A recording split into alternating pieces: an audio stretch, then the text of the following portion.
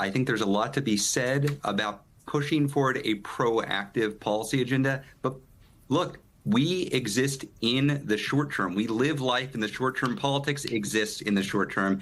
In the future, when we're running a Democratic presidential campaign, we need a vision for the future. But the dominant political question of today is, are you for what these guys are doing? Or are you against it?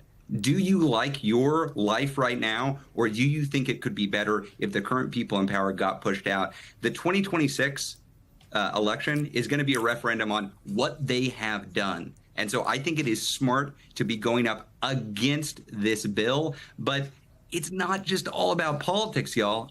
The election is 16 months away. Our response to the worst piece of legislation in modern American history cannot be go vote in 16 months.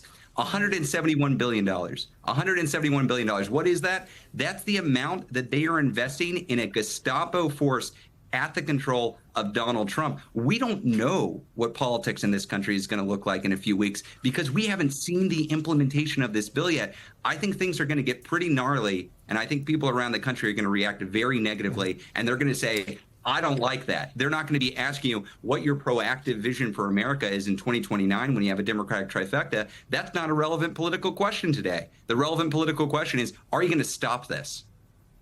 I think about those people and J.D. Scholten, he mentioned this, that today a hospital in Nebraska closed. Nebraska is my home state.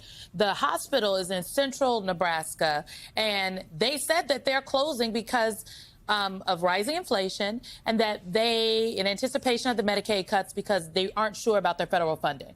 The person who runs basically, you know, the hospital system, the president of the hospital system in Nebraska, said that the majority of rural hospitals, like 26%, more than a quarter of their funding comes from Medicaid dollars.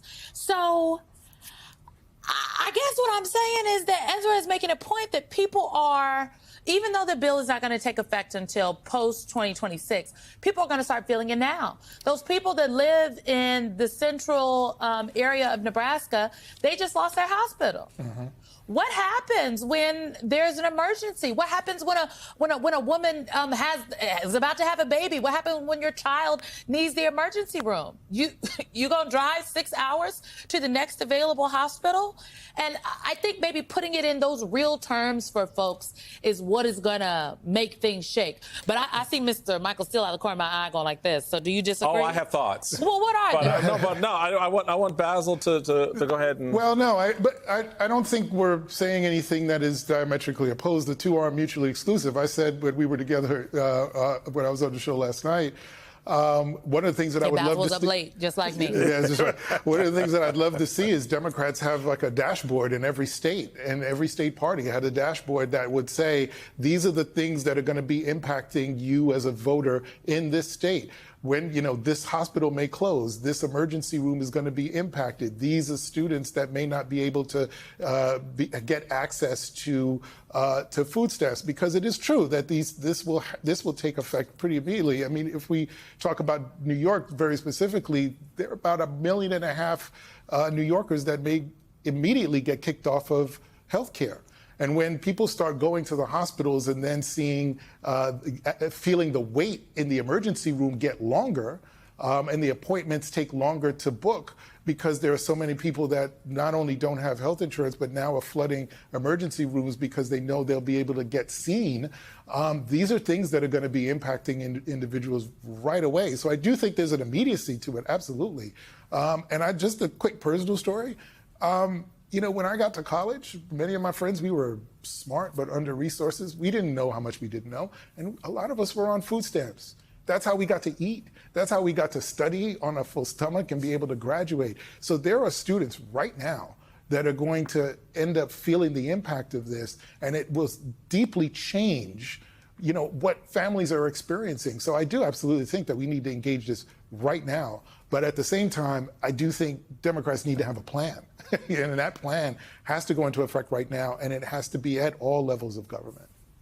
Ezra, I want to give you the last word on that, because you struck a chord, and I know we're going to come up against the clock. And the chord was how you framed the argument about now versus the election. But here's the rub. Polling shows that well over 50% of the people don't know this stuff has happened. They don't know what's in this bill. So how do you close that gap? Is that part of the strategy? I mean, when this bill was being discussed, it was hypothetical. Most people don't pay attention to Congress most of the time because most of the time Congress doesn't do anything. Congress isn't passing laws. It's all hypothetical until it becomes real. Now it's real. People's actual lives are going to be impacted. A lot of people heard about what happened in LA. A lot of people heard about the militarization of LA, about the crackdowns on families in LA. They heard about it there. They hadn't heard about it in New York or in Chicago or in Seattle because ICE didn't have the money to do it then. They do have the money now to do it. So a lot of people are going to be seeing not the hypothetical impact of a bad piece of legislation, but the actual catastrophic impact on themselves, on their families, on their communities. And that is going to have a direct political consequence on 2026.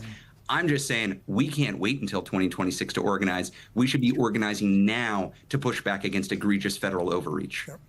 In this bill, it makes ICE the largest law enforcement agency in the country. in the country.